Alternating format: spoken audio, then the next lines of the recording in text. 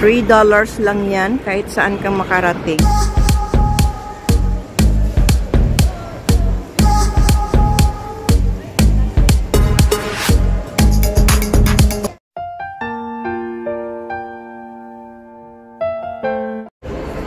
Hi guys! Kong Hipachoy everyone! This is the first day of Chinese New Year here in Hong Kong. Guys, so day off na naman natin. Ayan, so di ba guys, ito, makita mo yung mga kababayan natin. Hello everyone! Welcome back to my YouTube channel. For today's video, nandito tayo ngayon sa Central. This is the first day of Chinese New Year. Ayan guys, dito tayo magkala. Ayan, Happy Chinese New Year Kong Hipachoy everyone. Today is first day of Chinese New Year.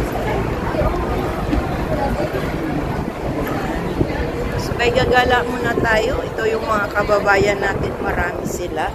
Marami pala kami of course. Dahil today is our statutory holiday of Chinese New Year. 3 days po yung aming holiday dito sa Hong Kong.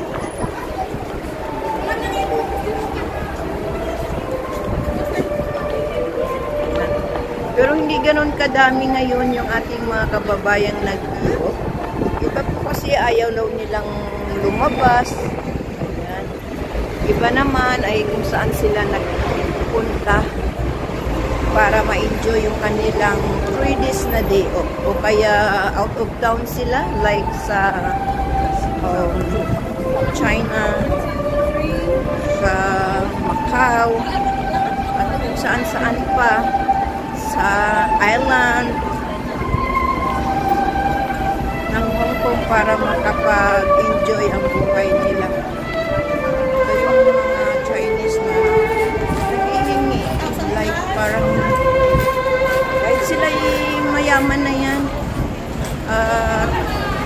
talagang mayroon sila sa may allowance sila from kanilang from government, pero talagang humihingi pa rin sila. So, marami naman ang ating mga kababayan na nagbibigay. Yung naman yung mga Pilipino ay mabait or magbigay. So, dito sila sa worldwide dahil yung ating mga kababayan ay talagang nagbibigay sila. Ayan, dito tayo ngayon sa loob ng worldwide. Ayan. Ay, sorry. Pero hindi ganoon kadami ngayon ng mga kababayan nating lumabas. Ayan yung product yan ng Pilipinas lahat. So, hindi kami dito, hindi namin mamimiss dito yung pagkain mula sa Pilipinas. Kasi nga guys, dinala na dito sa Hong Kong. O di po ba, so ulitin ko ulit guys sa mga kabataan ngayon dyan na mag-graduate ngayong May, dito na muna kayo mag-apply to abroad guys kaysa sa Middle East. Mura lang naman na ngayon, 1 month salary yung placement fee. Kayang-kaya nyo to kaysa sa Middle East na free nga kayo, free nga yung placement fee. Pero hindi nyo alam kung pagbalik nyo ba sa Pilipinas ay buhay pa kayo.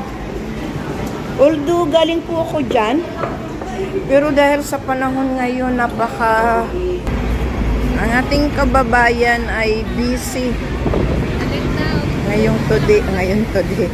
Ngayon para sa pagpadala sa Pilipinas, ayan. Yan ang Trump. $3 lang yan kahit saan ka makarating. Yan ang cheapest pero na kanilang sasakyan dito sa Hong Kong.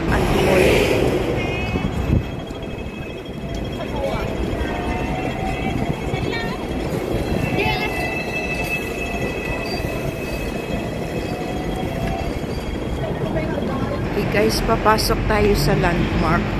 Ayan. Wala silang magandang, wala atang magandang decoration today. Ayan, oh mayroon. Flowers lang, guys.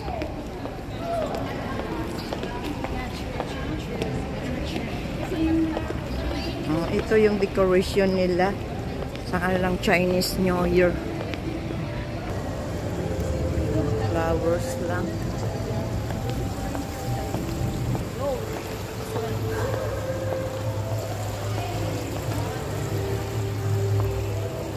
Hindi na ganun kaganda yung kanilang decoration.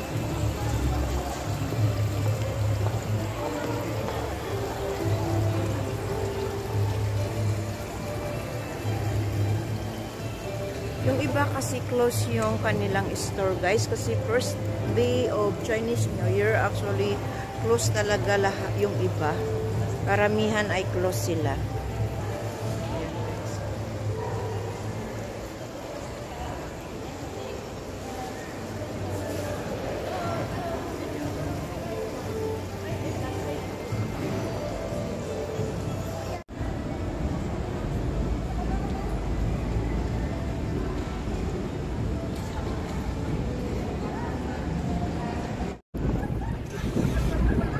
Ating mga kababayan kahit malamig. Ayan, busy yung iba.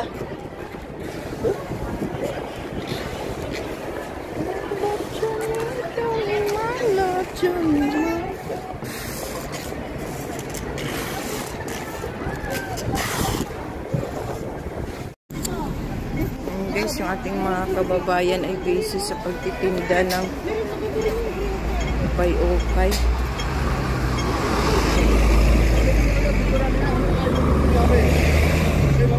Oy, dito mayroong magandang mga decoration. 20. $20. 20 lang. Pasok tayo dito, guys. Dito tayo ngayon sa It's busy. Ayan. Hindi ganun ka bunggisius yung kanilang Chinese New Year na decoration. Pasok tayo dito. Ayun, busy din yung sa kabila sa kakatinda ng ukay-ukay. Ayan. Yung kanilang decoration ngayon. Busy sa katinda ng mga ukay-ukay dito. Ito yung mga Indian, Pakistan ang nagtitinda. Ang dami, ayun. Iba naman, brand new. Iba naman, ukay-ukay, like ganitong mga laruan. Mga laruan.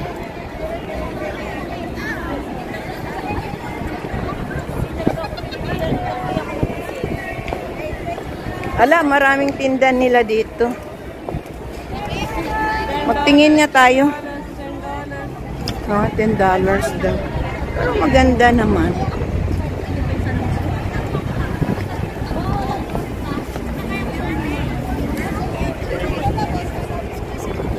Marami dito sa tinda. Kahit saan. Kasi dito sa ukay-ukay, guys, ang makapag... Oh, ang ganda. Korean company, Korean. Korean. Ang dami.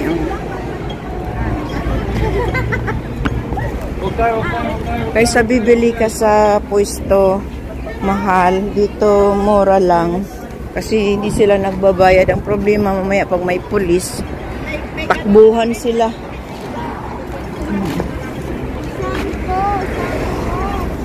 Sampo daw. $10. Sampo. Marunong din sila. Yung mga Chinese ay marunong ng mag-ano ng salita ng Pilipino. Ng Tagalog.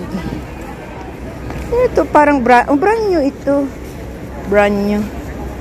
Mura lang ito dahil nga wala silang pwesto. Ang problema lang kapag may pulis. Uy, ang cute niya na. Gusto ko yung ganito kasi hindi siya mabasa. How much that one? It's $30. Oh, but maybe it's heavy. Aray! Uy, ang cute. Actually, ang cute. $30 lang. Para sa Pinas, kasi hindi mabasa.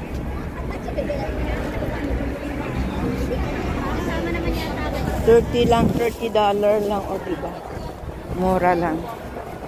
Uy, may mga ano. Tingin nga natin ito.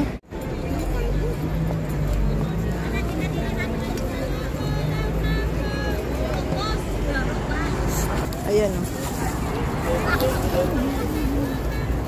120. Mga original second hand nga lang. Pero mga original. 16.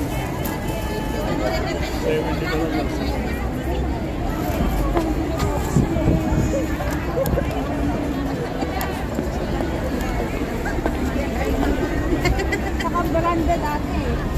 Ang dami nila. Oh, ala, hanggang doon. Ayan guys, marami hanggang doon.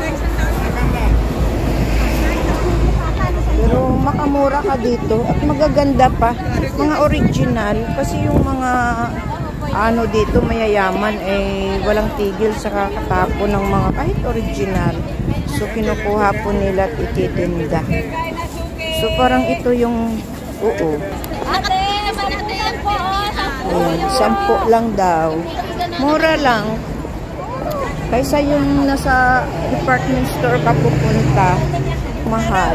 Pero marami namang magaganda. Magpili ka lang.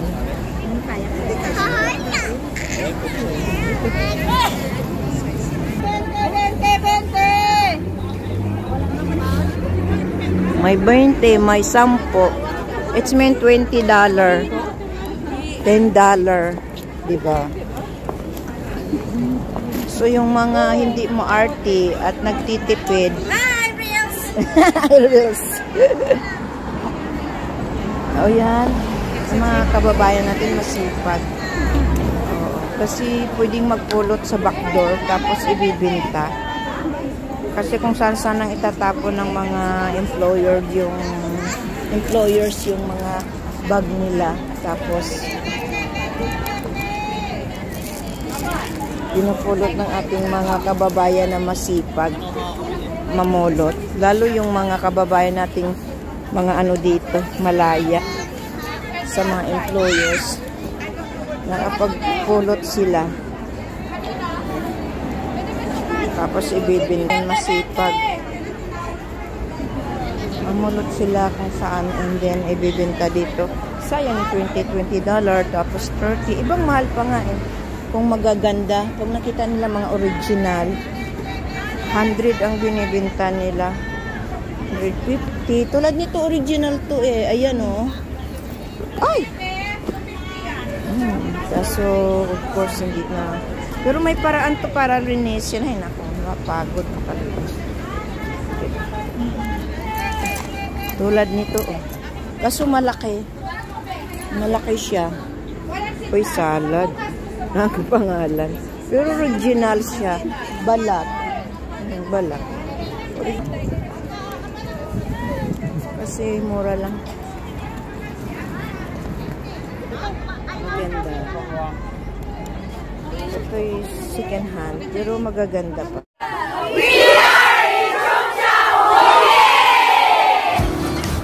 Thank you for watching, and this is our trip in Macau together my community in Hong Kong, and this is Boda in Hong Kong. Super gandang views and Whampoa, Hong Kong. Bagong dumaong sa lupa. Ito naman ang Cheung Chau Island. Dito lang yan sa Hong Kong, and dito naman ang amin first trip in China, Shenzhen, China mainland. Thank you for watching. Bye.